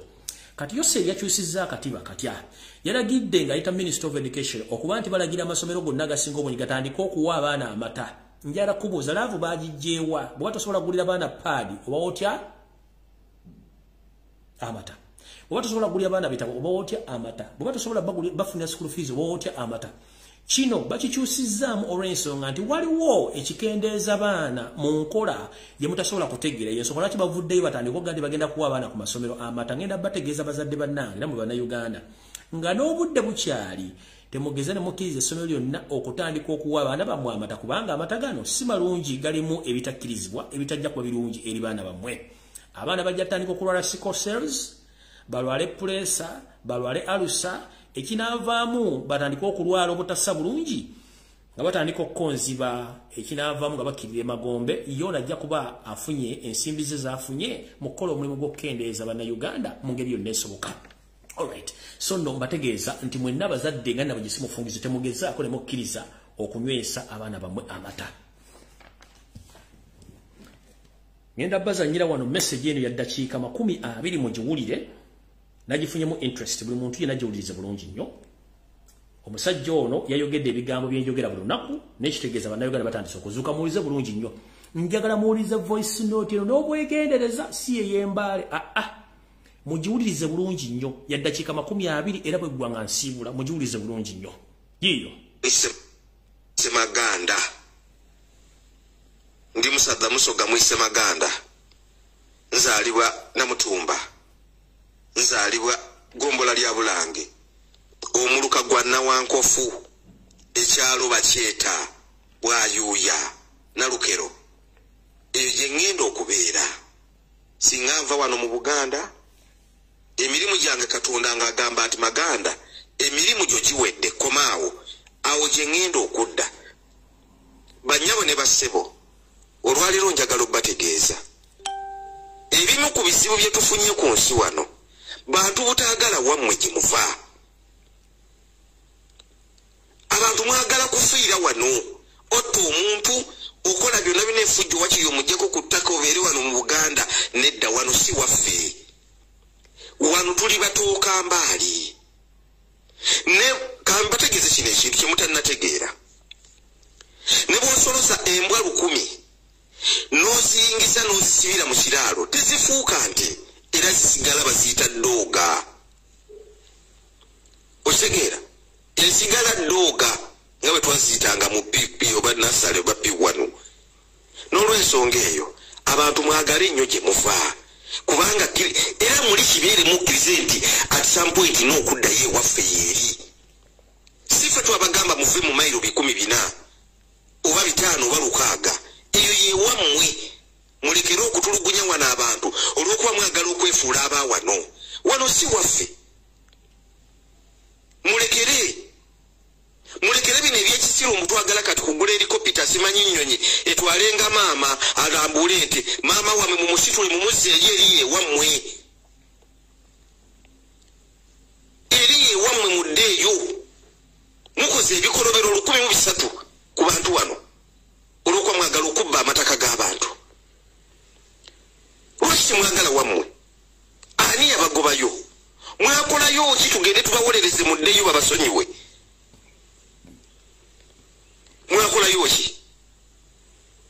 Mwina okwagala ewammwe eri ewammwe. N'olaba omuntu yamala obudde n'asoma n'ayogera ekyobusiru. Abantu bewaabwe bali bubi, bakyasula bubi, balya bubi, balwadde. Kitaawe afudde n'alowooza ku kintu kya kugula helikopita. Simanyi kugula nnyonyi etwalenga maama kuva wano agende alambule nti laba obwongo obwo. Tuyina obuzibu ebimu ku bizibu Uganda byeyina kati ssaawa eno. Ssaawa eno ebimu ebizibu bye tuyina bantu abajja mu buyinza okuba nti akaseera kaabwe katuusako okuva mu buyinza naye tebaagala kuva mu buyinza babukwase bantu balala baagala kukwasa baana baabwe nkiddamu ebimu ku bizibu bye tulina kati Uganda saawa eno byeyina bantu kuba nti abatufuze ensi eno okumala emyaka kumpi 10 gigenda kuwera 4 obudde bwatuuka dde obw'okuva mu buyinza naye batya olw'ebi eneeyisa gye beeyisizaamu eri bannayuganda okukwasa obuyinza omuntu omulala atali omu ku bo insedi kye bakolera kati munnayuganda oba afaafe naye ng'obuyinza busigadde mu mikono gy'abaana baabwe naye kati labayo obwongo bw'abaana be balwanirira babeere nga batutwala mu maaso obwongo bw'abaana be bafiiririra abamu abaana b'abantu bano tetunnabategeera bwongo bwabwe lwakubanga tebannatuuka kwogera omuntu okumutegeera obwongo omulindanga mukadde ng'asanyuse nnyo obanga munakuwavu nnyo wootegerera gasi ali mu bwongo obwo n'olw'ensonga eyo abamu ku bo be balwanirira batufuge tetunnabategeera bwongo bwange endowooza zaabwe nti za nte endowooza zaabwe balowooza ku nti tetunnabategeera olw'okubanga tebannatuuka mbeera bwe tetunnafuna mukisa kuba nti bafaayo okwogera obwo bwe bwongo bwe baagala bannayuganda buli omu afiiririra muntu abeere ng'akola ki mwana we ng'adda mu buyinza olw'okubanga nature obutonde busazeewo kati bwe bubalwanyisa bannayuganda nabategeeza bo banafu nnyo tebasobola balwanyisa naye temusobola kulwanyisa butonde mu butonde olina okukaddiwa n'ofa mutandise okukwata abantu amawulire ngawulira abantu abakola simanyi abaselebratinga okufa kwa Tumwine kati batandise okukwatibwa social media owulira waliwo n'omukyalo w'ennansana omuwala ow'ennansana gwe bakwata simanyi bikibikisiemwayi ebyo byonna mujja bikola mujja bakwata naye temujja kumalawo bulumi mu mitima gy'abantu era abantu bwe banaafuuta abatulugunya buli bwanaafanga nga bajaguza ekyo bwe kityo bwe kiri teri muntu atulugunya bannayuganda ajja kufa abantu bamale bakaaba amaziga tekisoboka Andrew Felix Kaweesi bamukuba amasasi buli omu ne tunakuwala abantu b'ebugiri mujjukire bo bajaguza omanyi lwaki abantu b'ebugiri bajaguza bugiri bakuba embuutu tawuni y'ebugiri abantu basanyuka abantu b'edisitulikiti y'ebugiri nga bakubye Kaweesi amasasi lwaki kyaliwo balina obusungu nti 2016 abantu balonda namatende yawangula Kasule Lumumba akalulu Felix Kaweesi kayihura n'amutuma okuva eno n'agenda oluvannyuma lw'ennaku 3 n'akwata abantu bonna n'abalagira ne babakwata ne balangirira ekiro ne balangira Kasule Lumumba ng'abantu bonna bamanyi namatende yeyawangudde abantu b'ebugiri ne Kaweesi olwokuba yali direct operations at that time abantu ne bafa n'obulumi buli abantu b'ebugiri bakyawa Kaweesi ku lwekyo era Kaweesi bwe bamukuba amasasi fenna twanakuwala ab'ebugiri bo bajaguza mwabiraba bakuba embuutu bagamba oyo yatusibako yatwala obuwanguzi bwaffe yajja n'alangirira omuntu kiro oluvannyuma lw'ennaku 3 n'olw'ensonga ebintu bino bwe bityo bwe biri abaganda wano mujjukire 2004 Obote bwe yafa abaganda bagamba n'abantu wano mu Buganda kufe nedda bo bajaguza ne bakwata n'embwa wali owankulukuku ne basikiza Obote lwaki bajaguza olw'ebikolobero Obote byakola ku Buganda ani atabimanyi mbikubuulire Obote yagoba president wa Uganda eri yali kabaka wa Buganda Sir Edward Mutesa wano mu ggwanga Mutesa musajja wattu naddukira e Bungereza Obote teyakoma kwekyo yalumba Mutesa e Bungereza gye yali n'afuna omuntu n'amuwa obutwa Mutesa n'afa basebo ne banyabo omusajja alumba olukuba olubiri akubye kabaka amuddusiza mu nsi ye agenze e Bunaayira nayo n'amulumbayo n'amutta kati olowooza Obote ng'afa ng'omuganda abeerawo mbu naye akaaba abategeera bulungi obusosoze bwe mugamba obuliwo nti abantu abo basosoze kituufu obusosoze mu Bayibuli etugamba ekitangala kijja kwegattanga na kizikiza okukusosola kino kireke ekibi kibeere eri n'ekirungi kibeere kyonna abyokka abantu mubaleke balina eddembe lyabwe okubalaba mu bikolwa byammwe bwe mufa beeyise nga bwe banaawulya muri mitima gyabwe. Tumwine si yasuusa okufa. Nyakairima juzi wano yafa ensi yonna n'ekaaba. Nyakairima yafa Abaganda Abadaama Abateeso n'abalala bonna fana ne tubeeranga emitima gitwe twawulya bubi. Nyakairima yamala emyaka emeka mu bukulembeze. Nyakairima mu bukulembeze bw'amagye yayimala emyaka mingi nnyo ku ntikko okusinga Tumwine. I think Nyakairima is the longest serving army commander. Kyamala ebbanga ddene. It's not Mugisha muntu. Kwaba babiri kwe kuli omu. Nyakairima nava najja n'abeera minister wa internal affairs. Teyakolanga bi statement ebi byambwa.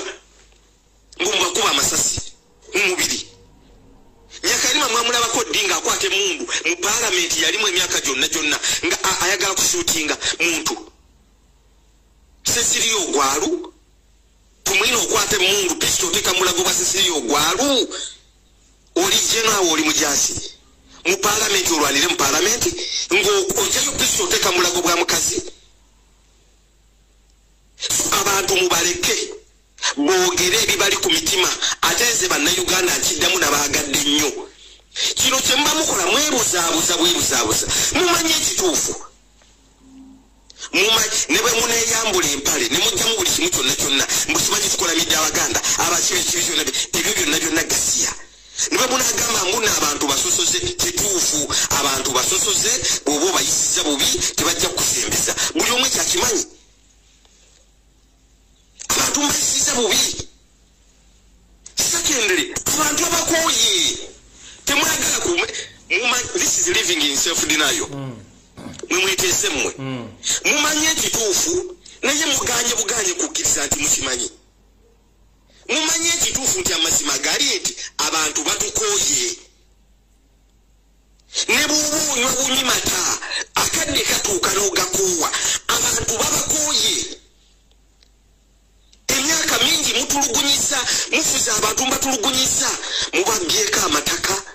emirimu gyammwe ebyobufuzi byammwe bizinesi zammwe ebitongole byonna buli woolaba ebitongole byonna ebirimu embavu byammwe. Kati abantu banawa tunasizaawa buli kimu kyonna mu nsi. Ensi ekaaba abaana bammwe basula mu bbalabbo. Ensi njafu mwe mulina buli kimu kyonna. Nalabye General Awanyi. Lieutenant General Awanyi ye commander wa reserve forces. Sebo nga yeewaana. Sebo yali eri mu kuziga agamba era yakyasinga okwagala ku General Tumwine yalwana nnyo okulaba ng'asuula Kadaaga. Kati oyo obwongo bwe essanyu lyalina ku Tumwine. General Awanyi yagamba musanyu ye yayagala nnyo General Tumwine era yamulumye nnyo okufa olw'okubanga General Tumwine yabayamba okusuula Kadaaga olanyajje. Era ekyo ye agamba ekyo lyekirungi ani atakimanyi imwe abasoga nimu omutakiddi nti Tumwine n'omu kubakulembeza abantu abaali ku forefront okusuula Kadaaga.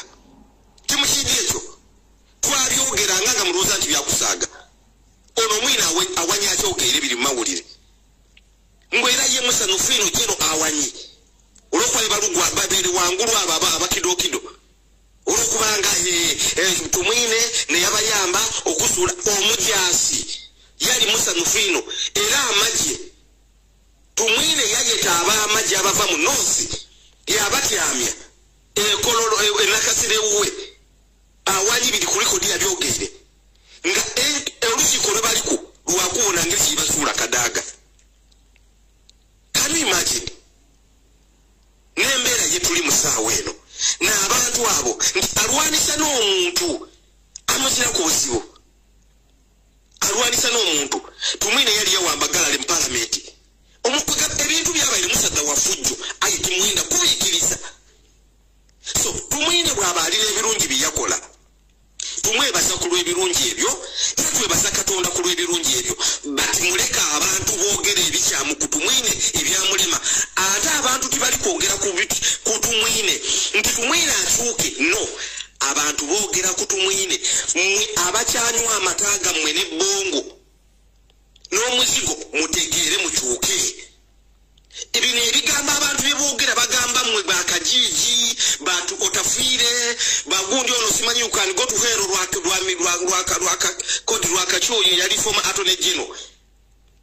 bagamba mwe tebagamba tumwine because abantu bamanyi tumwine yafa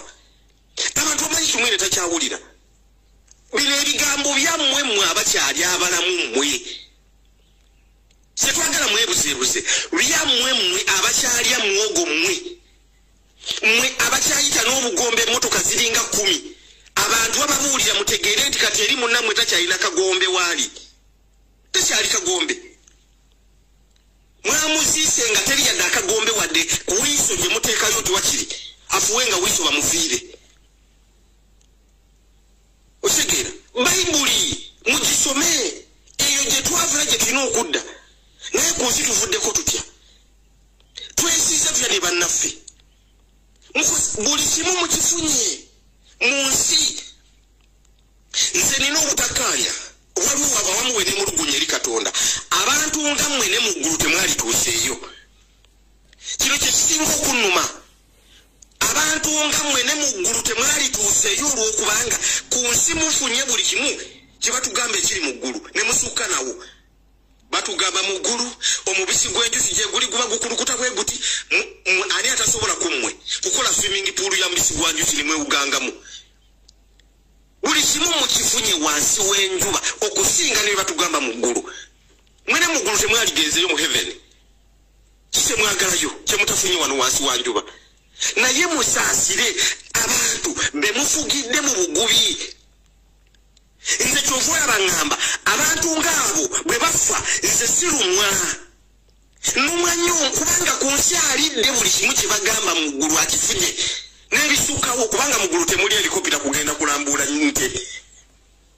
mu ggulu teriyo towulyako nti awo Yesu n'alinnya helikopita n'agenda n'alambuula ente ezeekazo tebiriyo ebyo byonna bira mu bifunye wano naye ennaku yange enkwatiranye abantu ababonaabona wano mu Uganda be mufuze emyaka 10 kigenda kuwera 4 nga tebasobola kufuna kakulya basula ku bunkenke abaana baabwe basula basinda nga agula bwakapanado okuwa omwana tempurikyeke abantu baffe gye bali eyo abasoga bangi abali eyo abakazi n'abasajja abalina ebirwadde eby'amaanyi nga kyasobola okukola kisimbi ani yabibanyiga bino ebisimba bya nabaana alsa pressure byonna buli kimu bibanyiga eyo kyasobola okukola kiri kimu agula bwa panado za siringi 3 musawo mpaayo ku panado ekimbi kyange kiyiniga ekyo kyokka panado n'agenda n'amira abo be bantu abaali badde babeera mu ggulu naye si mmwe ekyo kinnuma nnyo abantu mmwe era Katonda kinnuma nnyo abantu nga mmwe okugenda mu ggulu simanyi ekyo eggulu lyali badde ly'abantu bano ababoneebonedde ku nsi mu mikono gyammwe nga mulina bye musobola okukola abantu bano obulamu bubeere bulungi naye mmwe temufuddeeyo mulemera ku bantu era mwagala n'eggulu muligendemu era mwagala bwe mufa abantu bonabona buli omu akaabe ewuwa akaaba ki tunakuwala ki taata wange yafa ku myaka 39 tumwine yafiiridde ku myaka emeka nga bwe yali mu lutalo tumwine ng'alwana ne taata wange bwe yaliyo tumwine ku baana be teri yadde omu gwe baakuba essasi nze amasasi lwe batta kitange gankuba kati mutuyimirizaako tumwine yaani ffe tuwulya bulungi okubanga bataata baffe tulaba amalala ate tetuwonabona mu nsi muno nga mwali nabo mumanyi bwe mpulira enkovu z'amasasi lwe zijjamu ne zinsiiwa mumanyi obusungu bwe mpulira nga naye amasasi agankuba abantu babonaabona kitange yafiire yasigalayo ng'abasiru abajja ne batwala obuyinza bali wano batulugunya abantu nga mutubuulya mutumwine yafudde hosi tumwine ffe bataata baffe tebaafa kubanga ali walina mutumba yaddayo mubuuze kapitani Abe Mukwaya yakulira okusiika nga yakyali DA Iganga so muleke kulowoozesa bannayuganda nti mujja kukola abantu obubi abantu basigale nga babasanyukira mulina okufa kya bwenkanya kyemulina okukola kiri kimu mukole kimute mwetereze mwesotinge wano tewali busosoze waliwo bwenkanya abantu balina okubasosola nange nzikiriza mu kusosola eri oyo omuntu omukyamu bayibuli ekigamba bayibuli ekikiriza ekyo ekitangala tewali kadde wadde bayibuli wekiriza kyegate nakizikiza nedda ssebo buli omu abeere ku saidi ye mwesotinge mukoze ebikolobero byonna ku nsi abantu bafa abaana bamwe basula mu zibbaala banywa bakola buli kimu kyonna abaana bamwe batuuse kwagala kugula helikopita okujja okulambula ente abantu bali bubi nojja noyogera ekyobusiru ng'ekyo mwagala nsi yaffe kugissa mu bwongo bw'abaana bammwe Uganda ebisibu byeriko kati mulwanira kintu kimu Uganda esigala emikono gy'abaana bammwe naye nabo obwongo bw'abaana bammwe bulowooza kugula nnyonyi kugenda kulambula nte bwe mwagala bana Uganda babeere nti be babatwala mu maaso mulimu bangi nkyogera bwe tutannategeera ndowooza zaabwe olwokuba tebannaba kwogera naye nga bw'abala n'ayasama n'ayogera obwongo mulimu buugi naye be mwagala batutwale mu maaso bwe mwagala batwale mu maaso abaganda basosoze kituufu abaganda nkubuulidde lwaki basosoze n'enkubu yati Nyakairima tebamusosolangako ensi yonna yakaaba Nyakairima ng'afudde twakaaba Nyakairima abantu baalumwa Nyakairima ne batuuka n'okugamba nti kirowooza kirabika Pulezidenti Museveni yeyamusse n'ogamba balabe ate Museveni ataasya Nyakairima ekyo kiraga the love they had abantu babaagala mukkirize banna Uganda babaagala naye mwesootinge bwesootiize mulekere okukola ebikolobero ku banna Uganda mubba amataka g'abantu olw'okuba mwine emundu mwina ssente emirimu gyonna mwagitwala kati ennaku zino mu Uganda awali omuntu atava mu Western atali munyankole wabeerawo director omusoga ate okubeera waddamu ava mu Western Uganda nga yamulika emabega nga kijingi edeputy we ate n'omunnanga aba w'amaanyi okusinga ono amukulembera genda mu bitongole bya poliisi genda mu bitongole byonna mulimu abalimu kati nga be bakatonda abeera deputy naye ate nga ye w'amaanyi ennyo anti ali bali mu kintu kyabwe kikiremukase mutakoze bizinesi zonna mufunye ssente obuyinza mu byobufuzi mwe mulimu musimbye buli kimu kyonna mukikoze lwaki temusiima lwaki mwagala abaana bamwe bakabenga amaziga ga mirundi ebiri nga bamutukuba mbuutu ate nno mbabuulira Katonda yabatandiseeko kati ye mwennyini Katonda yakitegeera nti bannayuganda bo tebabasobola n'abateeka bannayuganda bawanika emikono ne muggwa kati mu mikono gya Katonda kati yatandise mwennyini bakola kyo kubatereeza mubadde mwetwalanga bannannyini ensi ya Mukama ensi na buli kimu kyonna kirimu kya Katonda si kyammwe ate mukyali kukituuza bannayuganda bagenda kukuba embuutu n'engalabe e Kampala Road paka Jinja mwebuuze gye kivudde mutereere bano bakyali bino bituuza abantu kati abantu bakooye muleme kwebuzaabuza abantu babakooye bukooyi ne bamwandibadde mwandibadde mukooye emyaka mingi lwaki mutulemerako batata baffe nga baafa basigalayo mu nsiko mwebaki temwagala kuvaawo abaana bammwe batuuse kujooga nsi kusoona sente kugula helikopita mugende mulambule ente yerefe olowooza omuntu ategeera asuubulya bulungi ekyo omusoga gwe muliko ewaffe ebusoga nga kati n'ekisenyi kye tubadde tulimamu omuceere emyaka gyonna butatuzaaliwa mubajjamu mwagala kikolanga lwera olwakola bwe muti nga muguzaayo kakande n'abacyayina balimayo omuceere kati n'ewaffe mugenzeeyo mugoba abantu mu bisenyi mwetukuza emyaka n'ebisiibo mwe tulimu omuceere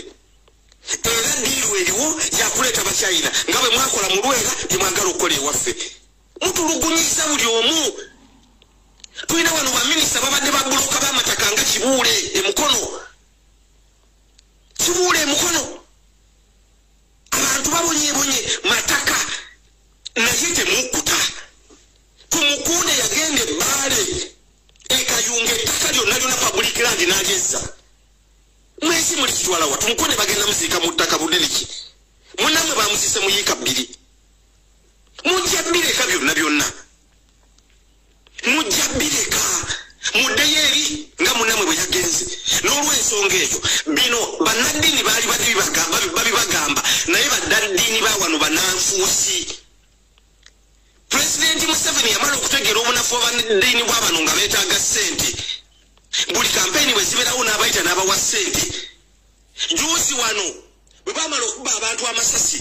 bannaddiini bonna ab'abalokole bonna bagenda buli omu yavuga emmotoka n'agenda Soroti bwe yatuuka Soroti babalinyisa ennyonyi buli omu emmotoka ne zikomaawo ne bagenda eggulu ne basinkana president buli omu baamuwa miliyoni 10 ekya ssente personal assistant we miliyoni 5 abaasigala wano wa Soroti driver bukadde 2 ani atakimanyi ekyo abasumba bonna ab'amaanyi mu Kampala nga bafuna ezo ssente wawulyako nga abasumba boogera bubi okuba amasasi okujjako ono Bishop Kyazze owa Omega Healing Center ku Entebbe Road otegeera era olwalaba Bobi Wine ng'agenze ku Omega Healing Center bano bonna bakina Kiganda bani bonna ani atagenda kwaba abasumba bamwe abanene ani atali corrupt aba abasajja bamwe n'abakazi bonna bwe mwitambu b'amaanyi bonna omwenge omuli okuge abo enkwe zigenda okwokya atefe abantu abalala enkwe zigenda Katonda zagenda okukumirako nga buno obuti bwe batuguza mu Kampala okukuma sigiri abasumba abasinga abo bwe mutwala mu b'amaanyi mu Kampala bwe buti buli obukuma esigiri Katonda bwagenda okukozesa mu Geyena kubanga bakoze ebikolobero bingi bekiriranya n'abantu abanyigiriza abalala bagaana okwogera ekituufu ekisaanidde abasumba abo Kayanja diru yavaayo nayogera ku byokuba abantu amasasi nagamba this is not right kubanga kanisa ya Kayanja yesinga okusabiramu abantu abasinga ab'amaanyi wano mu ggwanga Kayanja yavaayo kodi bano bakina Kayuwa bano badu Bujingo bano bakagwani ano Kasenyonga bano ba Kiganda bonna baserwa dda bavaayo ddi ne bakivumirira ne bagamba this is not right bavaayo ddi abo bonna bakozi ba ssente ze mbakoleddemu I know them nalimbaddewo ko President Museveni n'aleeta ssente 3 December 2015 n'azikwata Baasa Bishop Kiganda nga tuli na Kivubo. Can he wake up and talk bad about the president now? Ebirungi bigwa byocha naye lera kantu kamuke ngenda bagamba drone yange yakangambe ne ka ntambuzo omutwe kati okumanyira n'okujoga kususse njagala musabire nnyo abana bayita ba bodyguard abakuuma abakungu n'abakuuma family z'abakungu abaana bano balaba ennaku omwana yangambye iki drone yangambye ekigambo n'empulira nga n'omutwe guntabuse yagambye ati yagambye omukyala wa Erit Mwine ogumulaba omukuba bode 5 be yagwa ku kizibu abamukuuma omukyala yagenda mukamo gwanye sala ebyayi bwamalo sala ebyayi omukyala namugamba genda flashing e toilet omukyala agenze mukamo gwanya amazo sala ebyayi omukyala namugamba genda flashing e toilet agamba bode 5 bode guard unakomyo kutera ningaba n'abasajja akamanyiro kalabika bavudde mu kaomenta de kati bamanyira umanyizi ogamba otyo musirikale asavinga government yakukuma gomaze okusala ebyaji agenda flashing e toilet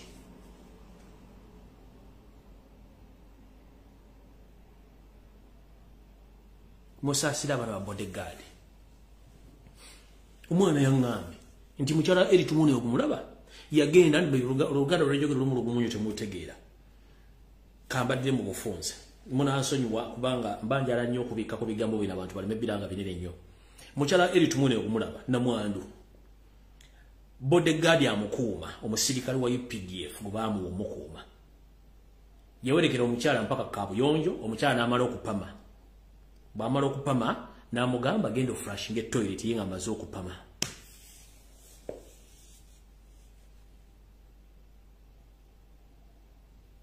Luzalabya yako kimugwa nti jango nsangule bana abantu bajooga.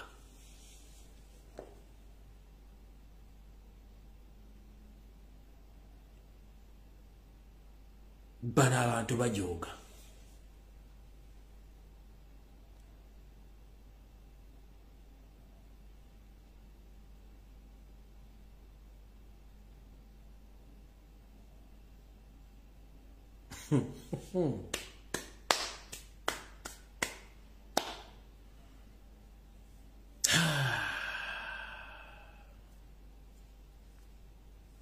Mukama taata olyokanga n'otuyamba n'oteeka obudde bw'emisana n'obw'ekiro ntubulabako, otherwise enensi erimu ebikulekule erimu ebinene. Naye nga nfundikira waliwo ka video akatambudde ku social media, akatambudde ku WhatsApp wonna, ak'omwana mulenzi. Nze sijja kapostinga kwa page yange bagizoganya nnyo kati nsobola okuteekako ne page bagitwala, nga kalagula abazadde eri okutwala abaana mu masomero ebikolwa ebibakolebwako mu masomero agamu. Nze kibagamba ekigambo kino nti waliwo ebikolwa mu masomero abaana bammwe, yensonga lwaki mulamuze ogw'abaana abalenzi abeefudde abakazi mungi nnyo, n'abaana ab'obuwala abeefudde abasajja n'abakazi mungi nnyo. Ebintu bino bitambula mpola ku speed, naye mwegendereze nnyo abazadde abakyayagala abaana bammwe, ebintu bingi bitambula. So nze sijja kapostinga naye katambule ku social media, katambula ne mu WhatsApp groups. Omuvubuka ne simanyi nti omwana yakoze video eyo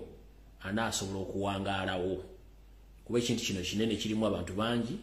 ne State House ekirimu n'abakirimu banene, naye nga ebintu ebyo for real gye biri abite bitambula. So mambi mwegendereze nnyo. Mwenna nga nfundikira njagala buli omu ng'agenda okunzika olubaalo b'engalabiye,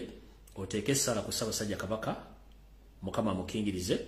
kubanga embeera sinnungi nga mukimanyi, naye nga nzijjawo gali amawulire gasoose nti yaseeredde oba yakisiza omukono mu ngalo no